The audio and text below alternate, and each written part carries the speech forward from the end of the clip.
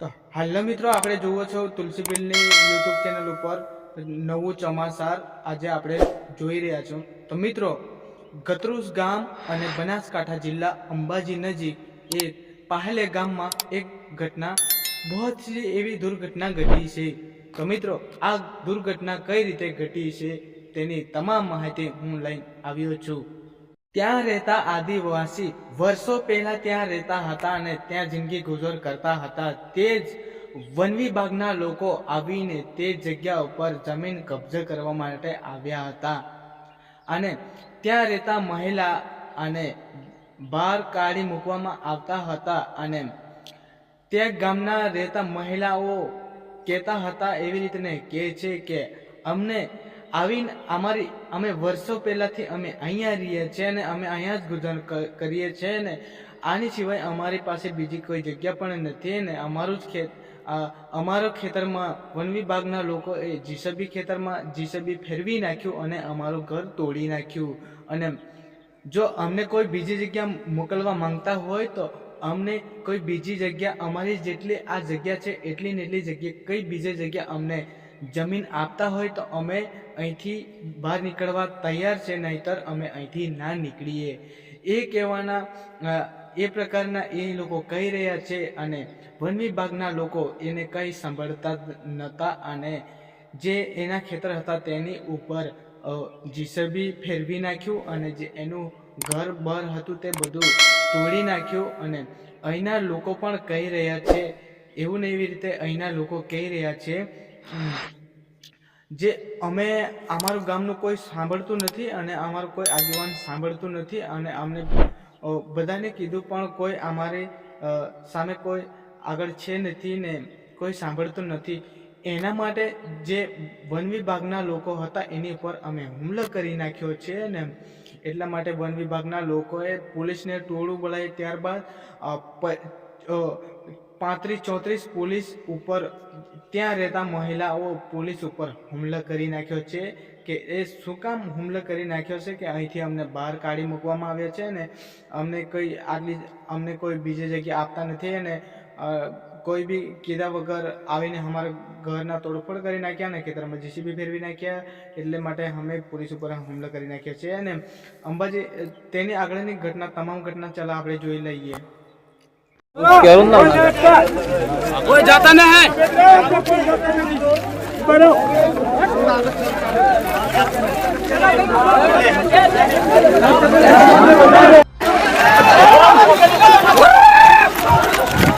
गई काले सांजे 5 वागे आसपास आ घटना बनी थी कि જ્યારે વન વિભાગના અધિકારીઓ ત્યાં એ જગ્યા ઉપર કામ કરી રહ્યા હતા અને સ્થાનિક પોલીસનો જે બંદોબસ્ત છે તે બંદોબસ્ત લેવામાં આવ્યો હતો અને અચાનક જ જે અંદાજિત 200 થી 500 જણાનું ટોળું છે કે જે ચારે બાજુથી આવી અને ત્યાં સીધો હુમલો છે તે પોલીસ ઉપર ને વન વિભાગના અધિકારીઓ છે તેમની ઉપર કરવામાં આવ્યો હતો।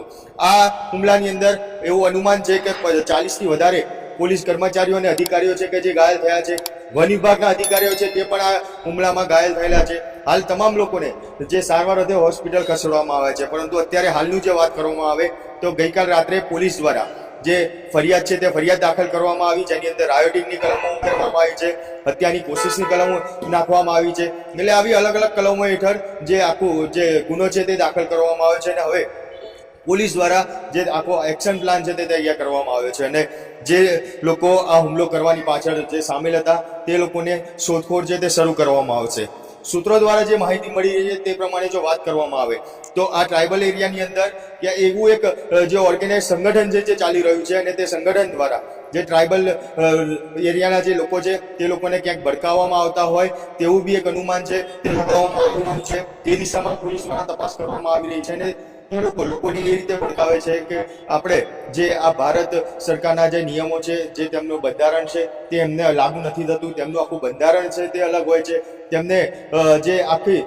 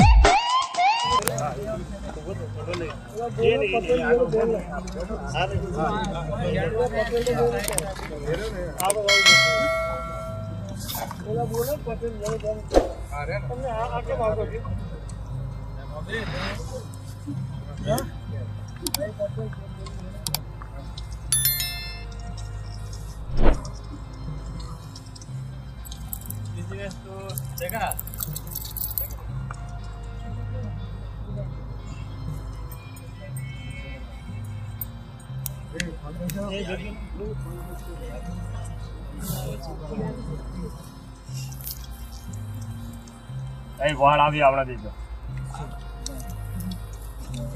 ના ના ના ના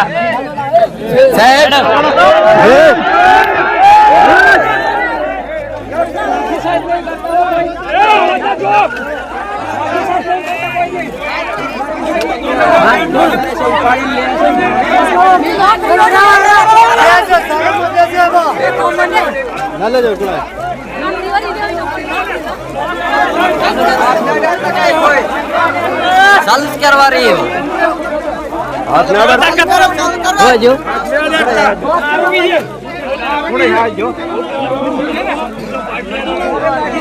લગાવવાનો કેમેરાથી કાયદો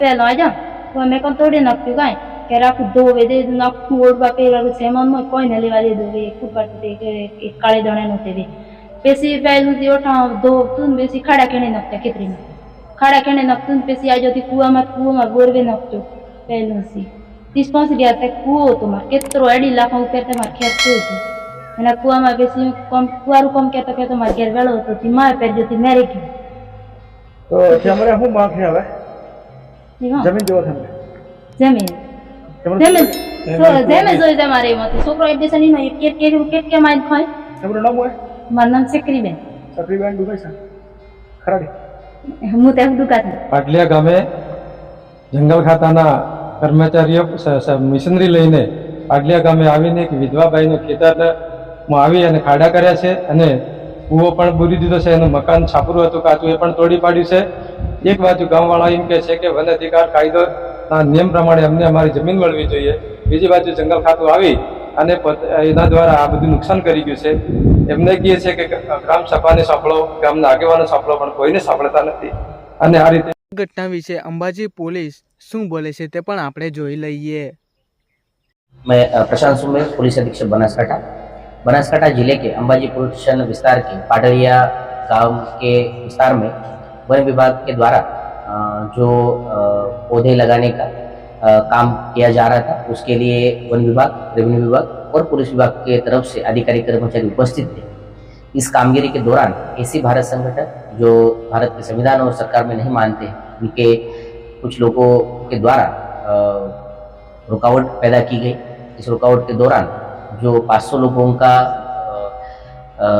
गैरकायदेसर जो मंडली वहाँ पे तैयार हुई थी, लोग एकत्रित हुए, उनके द्वारा धारिया, तलवार, कुराड़ी और पत्थर जैसे हथियारों के द्वारा हमला किया गया. इस हमले के दौरान सीरियस इंजरी हमारे अलग अलग विभागों के अधिकारी कर्मचारियों को हुई है. अभी भी कुछ कर्मचारी अधिकारी हमारे अंडर ट्रीटमेंट है. इस बनाव के बारे में अंबाजी पुलिस स्टेशन के अंदर भारतीय न्याय संहिता और damage to public property act के अलग अलग सेक्शन के अंतर्गत गुना FIR रजिस्टर की गई है और इसकी इन्वेस्टिगेशन शुरू की गई है. जो बनाव बना है उसका पंचनामा भी आज पूरा किया गया है. जो सरकारी व्हीकल्स थे उसमें पुलिस विभाग के 2 व्हीकल और वन विभाग के 2 व्हीकल को डैमेज हुआ है, उसको भी लिया गया है. और आने वाले समय में इन्वेस्टिगेशन जैसे आगे बढ़ेगा, दोषी व्यक्तियों को अरेस्ट किया जाएगा. और मैं आपके मार्फत सभी को ये कहना भी चाहूँगा कि कोई भी निर्दोष व्यक्ति को इस गुनाह के सिलसिले में प्रशासन और पुलिस प्रशासन के द्वारा किसी भी तरीके की तकलीफ नहीं होगी। जिस तरह से सरकारी कर्मचारियों को जब इंजर्ड हुए, ट्रैवल में किसी को इंजर्ड हुआ है कि किस तरह? अभी तक हमारे पास कोई ऐसी इन्फॉर्मेशन नहीं है कि ट्राइबल जो हमारे सामने पुलिस विभाग के सामने जिन्होंने हमला किया उनके कोई इस तरीके की इंजरी हुई है, क्योंकि कल से ही हम जो स्थानिक लीडर्स थे उनके साथ संपर्क में है। उनको हमने बताया भी था कि अगर किसी को कोई इंजरी हो तो आप तात्कालिक बताइए, ताकि जो भी नेसेसरी व्यवस्था है, एम्बुलेंस व्यवस्था है, वो हमने स्टैंड में रखी थी।